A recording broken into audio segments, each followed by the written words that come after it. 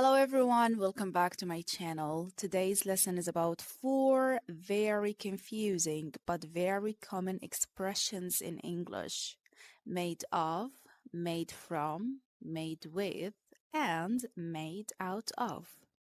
By the end of this video, you will know when to use each one, why we use it, and how to choose the correct one naturally. So let's break it down step by step. We're gonna start with made of. When do we use made of? We use made of when the original material is still visible. You can see the material and it doesn't change completely. Think of it like this. I look at it and I know what it is made of. The table is made of wood. This ring is made of gold. The house is made of stone. Her dress is made of silk. So I can see the wood. I can see the gold. So you can still see the wood, gold, stone, or silk. So that's why here we use made of. Let us talk about a common mistake here. Cheese is made of milk. Okay, this is incorrect. Why? Because milk is not visible in cheese. So we can say cheese is made from milk. We will explain why in details in a minute. The second one is made from. When do we use made from? We use made from when the original material changes completely. You cannot see the original material anymore. Think of it like this. It starts as one thing and becomes something new. For example, cheese is made from milk. Bread is made from flour. Paper is made from trees. Plastic is made from oil. Let us look here a little bit and let us see these two examples. These examples are super important. A chair is made of wood. So here, wood is visible. I can see the wood here. But paper is made from trees. Trees change completely from trees to a paper. Okay, so paper is made from trees, a chair is made of wood. Made with. We use made with to talk about ingredients, tools, or things used in the process. For example, this cake is made with eggs and butter. So eggs and butter are ingredients here. So that's why we use made with. The soup is made with fresh vegetables.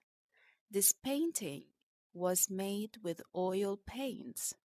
The furniture is made with recycled materials. The cake is not eggs. The soup is not vegetables. They are ingredients. So that's why we use made with here, because we are talking about ingredients. And finally, we're going to talk about the last one, made out of.